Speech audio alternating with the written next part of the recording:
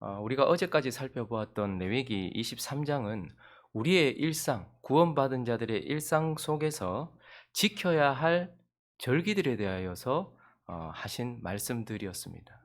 어제까지는 우리의 일상 속에서 지켜야 할 절기에 대한 말씀이었다면, 오늘 우리가 방금 읽은 이 레위기 24장은 우리의 일상 속에서 우리가 지켜야 할 거룩한 것들에 대한 말씀입니다. 어제까지는 지켜야 할 절기들에 대해서 말씀하셨다면, 오늘은 우리의 일상 속에서 지켜야 할 거룩한 것들이 있고 그것들에 대한 말씀입니다. 오늘 본문 말씀 4절을 보시면 먼저는 이렇게 말씀하고 있는데, 그는 여호와 앞에서, 성막 안에서, 이런 말입니다. 성전 안에서, 성막 안에서 순결한 등잔대 위에 등잔불을 항상 정리할지니라. 먼저 성막 안에, 성막 안에는 성소를 말하는 것이고, 성소 안에는 등잔대가 있었죠. 금 등잔대. 그 위에 기름으로 인하여서 계속해서 불이 밝혀지도록. 성소 안에는 다른 조명이 없었습니다. 그래서 거기에는 오직 한 가지 유일한 조명만 있었는데 등잔대에 불이었어요.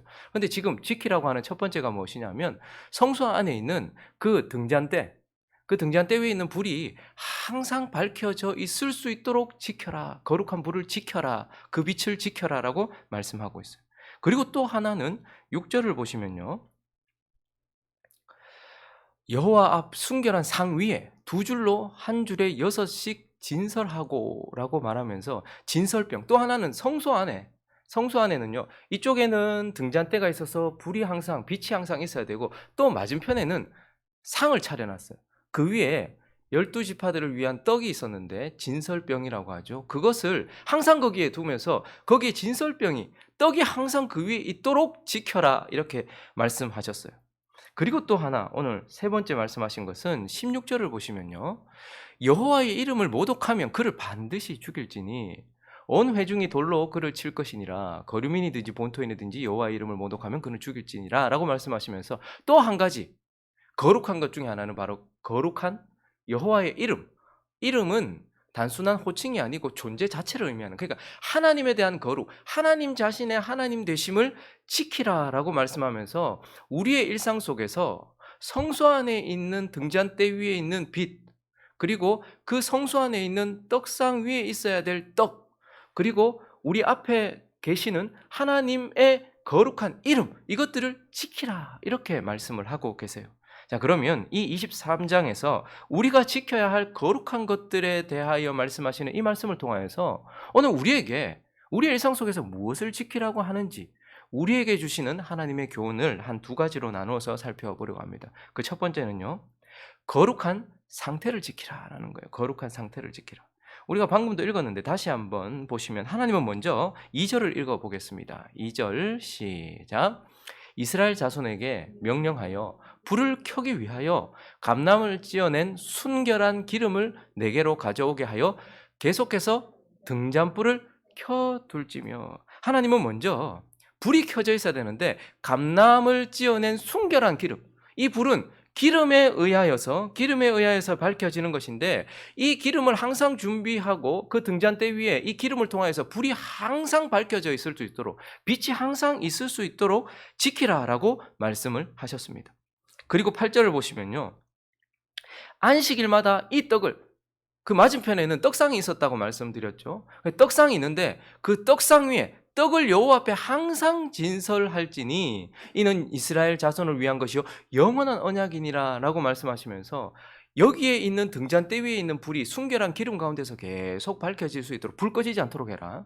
그리고 상 위에 떡이 항상 준비되어서 안식일마다 갈아주라는 거예요. 안식일마다 거룩한 제사장들이 먹지만, 그 다음에 또 어떻게 해요? 그 위에 항상 떡이 있을 수 있도록 떡을 거기에 올려놓도록 지켜라라고 말씀하셨어요. 그럼 이건 뭘 의미하는 걸까요? 지금 그 위에 떡 올려놓고 항상 그 불이 안 꺼지도록, 촛불 만약에 뭐 그런 것처럼 불 안 꺼지도록 항상, 이건 뭘 의미하는 걸까요? 먼저 성막 안에 등잔대와 그 불은 하나님의 임재를 상징하는 것입니다. 세상은 어둠이고 죄인은 어둠이에요. 그런데 오직 하나님만 무엇입니까? 빛이십니다. 그래서 거기에 빛이 있다라는 것은 하나님이 거기 계신다라는 의미예요. 그래서 빛이 있다라는 그 등잔대 위에 그 기름에 의하여 계속 불타고 있는 거기서 반짝반짝 빛나고 있는 그 빛은 하나님의 임재를 상징하는 것입니다. 그리고요, 그 빛은요, 하나님의 인도하심을 상징하는 것입니다. 하나님이 비추셔서 우리를 인도하시는 하나님이다. 하나님이 비추셔서 우리 자신을 보게 하시고, 하나님이 비추셔서 우리가 가야 될 길을 알게 하시고, 하나님이 비추셔서 우리가 진리를 알게 하시는 것처럼 하나님의 빛은 하나님의 임재요, 인도하시는 하나님에 대한 상징인 것입니다. 그래서 정리를 하면 이 성막 안에 있는 이 빛은, 기름에 의하여 타고 있는, 빛나고 있는 이 빛은 우리 안에 우리 속에 임재하셔서 항상 계시며 우리를 인도하시는 성령을 의미하는 것입니다. 그 성령을 상징하는 것입니다. 성막 안에, 그 거룩한 성막 안에 기름에 의하여서 활활 타고 있는 그 빛은 우리 안에 계속 임재해 계시며 떠나지 않으시는 성령, 그리고 우리에게 진리를 비춰주세요. 그래서 우리가 성경을 읽을 때 성령의 감동으로 기록된 이 성경은 성령의 조명에 의해서만 볼 수 있어요. 그래서 그분은 성령으로 우리를 진리를 밝게 비춰주시고, 우리가 걸어가야 될 길을 감동으로 밝게 비춰주시고, 우리 자신을 비춰주시고 하나님이 비춰주시는 거죠. 그래서 그 성막 안에 있었던 그 기름에 의하여 밝게 빛나는 그 빛은 우리 속에 거하시는 성령을 의미하는 것입니다. 그리고 또 하나, 그 성소 안에, 특별히 그 거룩한 성막의 성소 안에 떡상 위의 진설병은, 그것은 하나님께서 자기 백성들을 위하여 주시는 생명의 양식을 의미하는 거예요. 그러면 대부분 우상숭배자들이 상위에 차려놓은 음식은 사람이 준비해서 신에게 바치는 거잖아요. 우리 제사상도 사람이 준비해서 귀신에게 바치는 거잖아요. 그런데 하나님의 성소 안에 있는 떡상 위에 있는 떡은 사람이 하나님께 바치는 것이 아니라 그래서 하나님의 얼굴떡, 이런 의미를 가지고 있어요. 하나님이 자기 백성들, 그래서 12지파로 이렇게 부르시는 하나님의 백성들을 향하여서 12개의 떡이 두 줄로 6개씩 거기에 상위에 있어요. 그래서 그 떡상이요, 그렇게 큰 게 아닙니다. 높이가 한 75cm 정도, 1m가 안 돼요. 75cm 정도. 그리고 길이가 1m 정도, 폭이 한 50cm 정도. 그냥 그 상이 차려져 있어요. 근데 그 위에 있는 상에 있는 그 떡은 하나님이 자기 백성들을 살리고 먹이시기 위한 생명의 양식을 의미하고, 또 하나, 이 떡이요, 바닥에 있지 않고 상 위에 있다라는 것은 식탁 교제를 위하여 우리에게 주시는 양식, 하나님과 우리가 교제할 수 있도록 하기 위하여 주시는 하나님의 양식으로서 결국 우리의 생명의 떡이 되시며 우리에게 교제의 수단이 되시는 예수 그리스도와 그분의 말씀을 의미하는 것입니다. 한마디로 정리를 하면 성소 안에, 그 거룩한 성소 안에 있는 빛, 그리고 거기 떡상 위에 있는 떡은 하나님께서 이걸 항상 거기에 있도록 하라 하신 것은, 거룩한 성소 안에는 하나님의 성령이 늘 충만해 있어야 되고, 그리고 하나님께서 주시는 양식인 하나님의 말씀이 늘 충만해 있어야 된다라는 것을 비유적으로 설명하시는 것으로서, 이것을 통해 거룩한 성전인 저와 여러분에게 하시는 말씀은 그 성소에 있는 상태와 같이 우리 속이 어때야 된다는 거예요. 우리가 성령으로 늘 충만해야 되고, 그리고 하나님의 말씀이 늘 우리 안에 있어야 된다라고 말씀하시면서, 너희는 성령이 너희 안에 항상 빛을 비추는 성령의 충만함과 너희가 살아갈 양식이 되는 하나님의 말씀이 늘 그렇게 충만하게 준비되어 있는 상태를 지키라, 그런 상태가 되어야 된다라고 우리에게 말씀하고 있는 것입니다.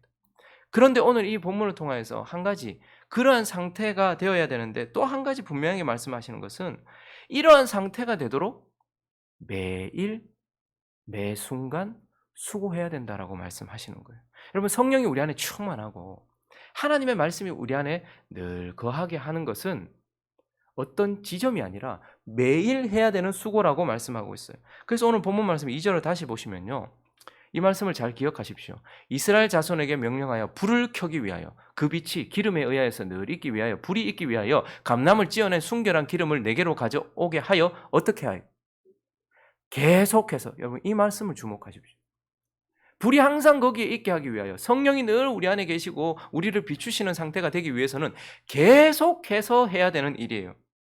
3절도 보시면요, 아론은 회막안 증거궤 휘장 밖에서 저녁부터 아침까지 여호와 앞에 항상 등잔불을 정리하지, 항상이라는 말을 기억하십시오.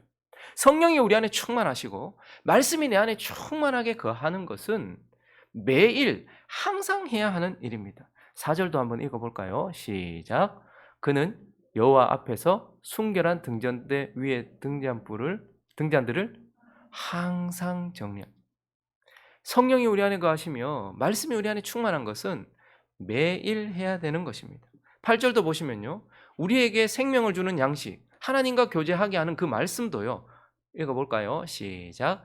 안식일마다 떡을 여호와 앞에 항상 진설할지니 이는 이스라엘 자손을 위한 것이요 영원한 언약이에요. 안식일 날만 있는 게 아니에요. 안식일 날만 하라는 것이 아니고 안식일 날 갈아 놓는 거예요. 다시 진설하는 거예요. 그러면 언제요? 매일 떡이 그 앞에 있는 거예요. 그러니까 하나님의 말씀이 우리 안에 항상 있고 하나님의 성령이 늘 우리를 비추시며 우리 안에 충만하게 하는 이 일은 늘 우리가 지켜야 될 상태이지만 이것을 위해서는요. 어떻게 해야 된다는 거예요? 매일 수고해야 된다는 거예요. 그 기름이 떨어지지 않도록 매일 수고하고 그 떡이 떨어지지 않도록 안식일마다 갈아주면서 매일 거기에 있게 해야 된다라고 말하는 거예요. 우리가 어제까지 살펴보았던 절기는요. 특별한 순간에 지키면 돼요. 특별한 순간에 어떤 지점에만 잠깐 그렇게 하면 돼요. 그래서 우리가 절기를 통해서 봤잖아요. 감동적인 하나님의 농사, 구원에 대해서 봤잖아요. 유월절 어린 양, 무교절, 초실절 뭐 이런 절기들은요. 그 순간에 정해진 순간에만 지키면 돼요. 그렇게 감동을 받고 은혜를 받을 수 있어요. 그런데요. 늘 우리 안에 성령이 충만하시고 늘 하나님의 말씀이 우리 안에 충만하기 위해서는 어느 한순간 특별한 시간이 아니고 매일 항상 수고해야 된다라고 말하고 있어요. 그래서 오늘 저와 여러분이 오늘도 이 새벽에 나와서 하나님의 말씀을 듣고 이 새벽에 나와서 하나님께 기도하는 이유는 우리 안에 하나님께서 말씀하시고 명령하신 이 상태, 하나님의 빛이 성령이 늘 우리를 충만케 채우시며 비추시고 그 말씀이 늘 우리의 힘이 되고 양식이 되도록 하기 위하여 매일 수고해야 된다는 것을 인식하고 있기 때문에 그런 거예요. 오늘의 은혜는 오늘 주셔야 되고 우리가 오늘 수고로서 얻어지는 것입니다. 그래서 하나님은 이 거룩한 상태를 지키고 그러기 위하여 매일 수고해야 된다라고 우리에게 말씀해 주고 있는 것입니다. 또 하나 오늘 말씀을 통하여서 하나님께서 우리가 지켜야 될 거룩한 것들에 대한 말씀을 통해서 우리에게 주시는 두 번째 교훈은 거룩한 이름을 지키라라는 것입니다. 오늘 본문에는요. 레위기에 특별히 레위기는 계속 뭐에 대한 명령이잖아요. 좀 딱딱하죠. 레위기는. 이야기가 없잖아요. 근데 레위기에 딱 2번 이야기가 나오거든요. 근데 오늘 그 정말 그 희귀한 이야기, 역사에 관한 것, 그 두 번째 마지막 이야기가 나오는데 10절과 11절에 있었던 일이 한번 또 등장합니다. 읽어볼까요? 시작. 이스라엘 자손 중에 그의 어머니가 이스라엘 여인이요 그의 아버지는 애굽 사람인 어떤 사람이 나가서 한 이스라엘 사람과 진영 중에서 싸우다가 그 이스라엘 여인의 아들이 여호와의 이름을 모독하며 저주함으로 무리가 끌고 모세에게로 가니라. 그의 어머니 이름은 슬로미시요 단지파 디브라의 딸이었더라. 디브라의 딸 슬로밋이라는 여인에게 아들이 하나 있었어요. 그런데 이 슬로밋은 애굽 남자하고 결혼을 했네요. 어쨌든 이 슬로밋의 아들, 이름이 나오지 않지만 슬로밋의 아들이 아버지는 애굽 사람인데 어머니는 유대인이에요. 그러니까 어쨌든 믿는 자라고 하나님의 공동체 안에 있었어요. 그러니까 이도 하나님의 백성이라고 그게 좀 그렇긴 하지만 어쨌든 하나님의 백성이라고 인정이 되었고 그래서 하나님의 공동체 안에 거룩한 공동체 안에 있었단 말이죠. 그런데 이 사람이 누구하고 싸우다가 여호와의 이름을 모독했던 사건, 그 이야기가 오늘 여기에 등장하고 있습니다. 근데 여기서 모독했다라는 것은 문자적으로 원어를 살려서 말하면 구멍을 뚫다 이런 뜻입니다. 여호와의 이름이란 뭐 거룩한 여호와라는 호칭만 말하는 것이 아니라 하나님 자신을 의미하는 거예요. 그런데 그를 모독했다는 것은 여호와를 공격했다는 것이고 여호와의 구멍을 뚫었다는 것이고 쉽게 말하면 여호와의 존재에 대해서 하나님을 훼손했다 이 말입니다. 거룩하신 하나님을 훼손시켰다. 그분을 공격했다. 이런 뜻입니다. 그래서 그런 일이 있었다라고 말하고 있어요. 여러분 그런데 하나님의 백성이라고 하는 자 믿음이 좋든 안 좋든 이게 가짜 신앙이든 아니든 하나님의 공동체 안에 그래도 하나님을 믿는다라고 하는 하나님의 백성들 가운데서 하나님을 모독하는 방법은 크게 두 가지입니다. 하나는요. 직접 하나님을 모독하는 거예요. 직접 하나님을 향해서 하나님을 저주하고 하나님을 모독하는 방법이 있어요. 그러나 또 하나 하나님을 훼손하고 하나님을 모독하는 방법은 하나님의 형상으로 지음받은, 특별히 구원받은 하나님의 백성들, 그 사람을 공격함으로써 하나님을 모독하는 방법이 있습니다. 그러니까 우리가 하나님을 모독하는 데 있어서는 내가 직접적으로 내 입을 가지고 혹은 내 삶을 가지고서 하나님을 향하여 공격하는 방법도 있어요. 그러나 또 한 가지는요, 하나님의 형상으로 지음받은 사람과 그리스도의 피로 구원받은 하나님의 백성을 침으로써 하나님을 모독하는 방법이 있고, 대부분은 보면 우리가 하나님을 모독할 때 어떤 식으로 모독하게 되냐면 하나님의 형상으로 지음받은 사람을 침으로써 하나님을 모독해요. 이런 일들이 자주 비일비재하게 하나님의 공동체 안에서 일어나고 있는데, 우리는 내가 언제 하나님을 저주했냐, 내가 언제 하나님을 훼손했냐라고 말하지만 하나님의 이름, 하나님의 형상을 담고 있는 사람을 공격하는 것이 바로 하나님을 향한 모독이었다라는 것입니다. 자, 그래서 하나님은 하나님을 믿는다고 하는 자가 하나님의 거룩한 공동체 안에서 하나님을 모독한 일을 오늘 여기에다가 등장시키면서, 그렇게 하나님의 거룩하심, 그분의 이름이 모독을 당할 때 어떻게 해야 된다라고 말씀하고 있습니까? 15절을 읽어볼까요? 15절 시작. 너는 이스라엘 자손에게 말하여 이르라. 누구든지 그의 하나님을 저주하면 죄를 담당할 거예요. 하나님의 이름을 저주했다, 하나님을 저주했다, 하나님을 모독했다 하면, 그는 하나님을 직접 모독했다 하면 어떻게 해야 되는 거예요? 반드시 죄를 담당하게 해서 그가 하나님을 모독하지 못하도록, 그래서 남아있는 하나님의 공동체가 이 거룩한 하나님을 훼손하지 못하도록 막으라, 지키라 라고 말씀하고 있어요. 17절도 읽어볼까요? 또 하나는 사람을 침으로써, 자 시작. 사람을 쳐 죽인 자는 반드시 죽일 것이요. 하나님의 형상으로 지음받았고 거룩한 예수 그리스도의 생명을 가지고 있는 자를 침으로써 하나님을 모독했다. 그때도 어떻게 하라는 거예요? 그를 반드시 죽임으로써 어떻게 하라는 거예요? 하나님의 이름을, 그 거룩함을 지키라라고 말씀하고 있는 것입니다. 여러분, 우리는 하나님의 거룩한 이름을 지켜야 될 책임도 있습니다. 하나님의 공동체 안에 하나님을 믿는다고 하는, 그게 하나님을 진짜 믿는 건 아니지만 그냥 믿는 척하면서 와 있는 거류민이든 아니면 진짜 하나님의 백성이든지 간에 하나님의 거룩함을 훼손하고 모독하면 반드시 하나님은 하나님의 이름을 지켜라, 거룩하게 지켜라, 하나님의 하나님 되심을 지켜라라고 말씀하고 있어요. 그런데 오늘 본문은요, 단순히 지키라고 말하지 않고 이 거룩한 이름을 거룩하게 지키라라고 말하고 있어요. 그러면 이 하나님의 거룩하심을 어떻게 지키는가, 하나님의 하나님 되심을 어떻게 지키는가, 오늘 방식을 우리에게 얘기해 주고 있는데, 12절과 13절을 보시면요, 그들이 그를 가두고 뭐를 기다렸다고 말합니까? 지금 하나님을 모독했어요. 그런데 그때 그들이 뭐 했냐면 그를 가두고 일단 여호와의 명령을 기다리고 있어요. 그리고 나서 12절을 보시면 13절을 보시면요, 여호와께서 모세에게 말씀하여 이르시되, 그래서 모세를 통하여, 하나님이 모세를 통하여 지금 하나님의 거룩함을 훼손한 자를 어떻게 하고 있습니까? 처리하고 계시는 거예요. 그렇기 때문에 중요한 것은 하나님의 거룩함을 지키되, 이 거룩함을 지킬 때는 어떻게 해야 된다는 거예요? 공적으로 지키라는 거예요. 하나님의 뜻대로 지키라는 거예요.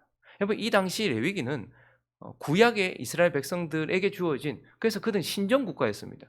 그래서 이때는 이들의 법대로, 이게 그들의 시민법이었고 국가법이었어요. 그렇기 때문에 그들은 하나님을 모독한 자는 사형으로, 그리고 사람을 쳐 죽인 자는 사형으로. 그런데 이제 우리는요, 각 나라에 하나님의 백성으로서 살고 있습니다. 그러나 하나님의 섭리 가운데서 각 나라 안에도 하나님을 모독하고 하나님을 예배하는 것을 방해하고 할 때에는 그 나라 법에 따라서, 그래서 지금도 만약에 지금 예배에 들어와서 제가 설교를 하고 있는데 누군가가 방해를 해요, 막 하나님의 이름을 모독하고 해요. 그러면 어떻게 처리해야 됩니까? 쳐 죽여야 됩니까? 그는 구약의 이스라엘 백성들에게 주어졌던 법이고요. 지금 대한민국 법안에는 어떻습니까? 형법 158조에 의하여서 그들이 처벌을 받게 되어 있습니다. 예배를 방해하고 설교를 방해하는 사람들은 또 그 법에 의하여서, 그러니까 어쨌든 우리가 하나님의 이름을 모독할 때에는 교회 안에 하나님께서 주신 법이 있고, 또 그 나라들마다 하나님께서 주신 법이 있어서 하나님을 기다리며 모세를 통하여서 그것을 처리했던 것처럼 공적으로 그 일을 해야 된다라는 거예요. 그리고 또 하나는요, 19절부터 보시면요, 여기에 우리가 잘 아는 동해복수법, 동형법이 나오고 있는데 19절부터 읽어보겠습니다. 시작. 사람이 만일 그의 이웃에게 상해를 입혔으면 그가 행한 대로 그에게 행할 것이니, 상처에는 상처로, 눈에는 눈으로, 이에는 이로 갚을지라.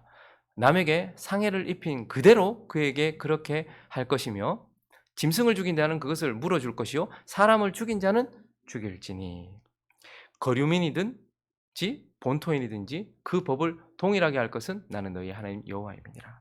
자, 먼저 하나님의 거룩을 지킬 때 거룩하게 지켜야 되는데 공적으로 지키라는 거예요. 공적으로 지키고 또 하나는요. 동의 동형법. 눈에는 눈, 이에는 이로 지키라고 말씀하시면서 그가 범한 죄의 크기만큼만 그를 처벌하라는 거예요. 우리는 이 구절을 부패한 우리의 자아의 충만함으로 봐서 반드시 갚아줘야 된다 뭐 이런 식으로 해석을 해요. 네 내 눈 상하게 했지? 나도 꼭 갚아준다. 네 내 손 상하게 했지? 내가 꼭 갚아준다. 나의 영혼, 나의 영혼의 생명, 명예를 실추시켰지? 내가 꼭 갚아준다. 이런 식으로 생각을 하는데 지금 하나님은 하나님의 거룩하심을 훼손했을 때 말입니다. 복음을 위하여 고난받거나 몰라서 그러는 사람들을 말하는 것이 아니라 고의적으로 하나님의 거룩하심을 훼손시키고 하나님의 백성들을 쳤을 때에는 사적으로 복수하지 말고 공적으로 그 일을 행하고 그가 한 만큼 갚아주라고 말하면서 하나님은 지금 거룩한 하나님의 이름과 하나님 되심을 지키도록 하기 위하여서 먼저 사적인 복수를 함으로써 하나님의 백성들이 더럽혀지지 않도록 해야 된다라고 합니다. 우리가 우리에게 행한 것이나 하나님께 한 것에 대하여서 우리 스스로가 개인적으로 그것을 갚으면 반드시 한 행동보다 우리가 더 하게 되어 있고 괴물을 잡으려고 하다가 악인을 잡으려고 하다가 더 악한 자가 되는 경향이 있어요.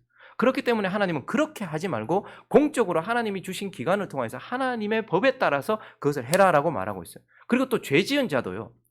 눈을 상하게 했으면 눈이 상하는 만큼만 처벌을 받도록 하시면서 죄 지은 자도 보호해 주시고 그리고 이것을 집행하는 하나님의 백성들도 보호해 주시고 있어요.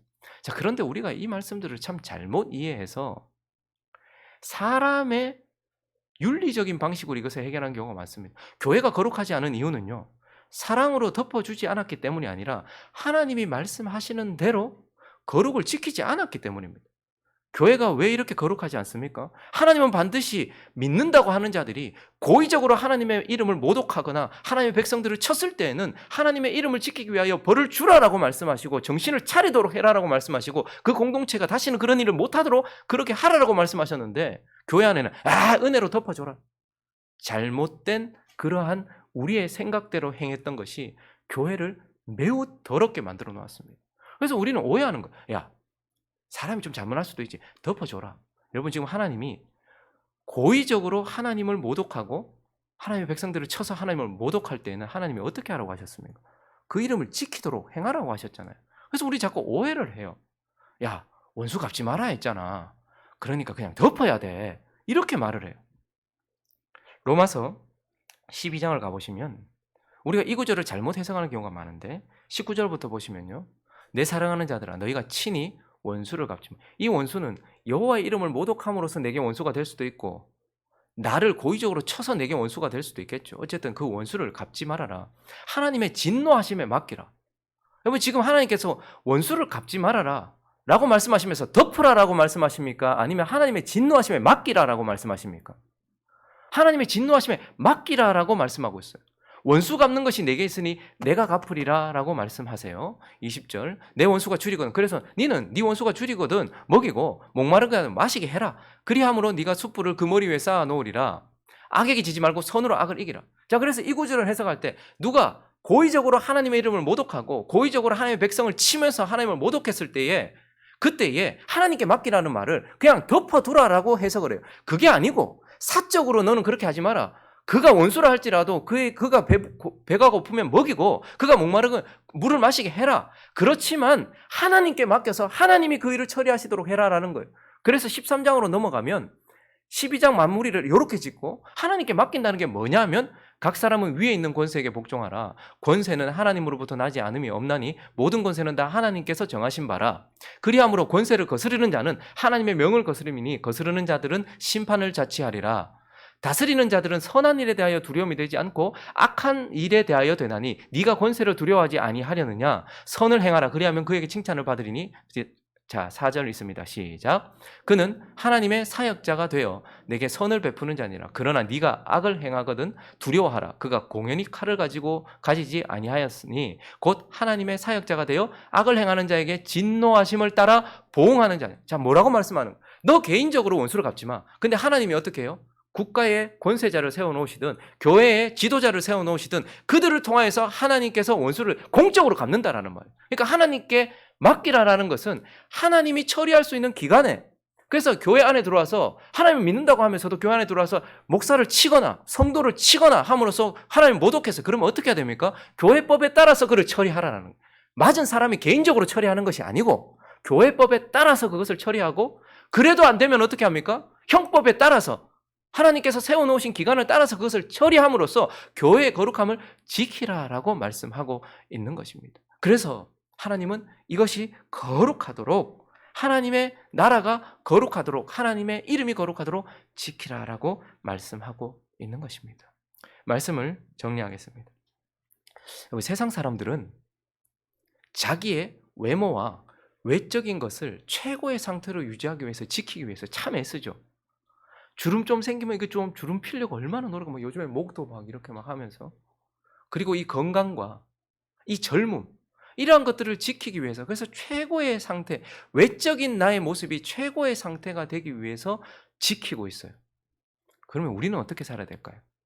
오늘 말씀하신 것처럼 우리의 내면적 상태, 우리의 영적인 상태가 최고의 상태가 되도록 우리 안에 성령이 충만하고 우리 안에 말씀이 늘 머물 수 있는 그러한 상태가 되도록 우리를 지키라. 그래서 세상 사람들의 삶의 방식과 우리의 삶의 방식은 다른 거예요. 그들은 그들의 외적인 것을 지키기 위하여 애쓰지만 우리는 매일매일 우리의 영적인 것과 내 속사람을 지키기 위해서 수고하는 삶을 살아야 된다라고 말씀합니다. 그리고요, 세상 사람들은요, 자기의 이름을 지키기 위해서 어마어마하게 애를 씁니다. 그러나 우리는요, 하나님의 거룩한 이름, 하나님의 명예와 하나님의 거룩하심을 지키기 위해서 애쓰며 살아야 된다라는 것입니다. 그래서 복음을 위하여서 우리가 고난받을 때도 있겠죠. 그러나 하나님의 이름이 모독받을 때는 그 이름을 지키기 위해서 하나님의 말씀대로 살아야 된다라고 말해요. 그러므로 하나님 앞에 서 있는 우리의 상태가 하나님 보시기에 거룩한 상태가 되도록 지키고, 우리 위에 계시며 우리 앞에 계시는 그 하나님의 이름이 거룩한 상태가 되도록 지키는 삶을 삶으로써 우리의 일상이 거룩하게 유지되어지고 아름다운 삶으로 유지되어지는 저와 여러분 되시기를 예수 그리스도 이름으로 축원합니다.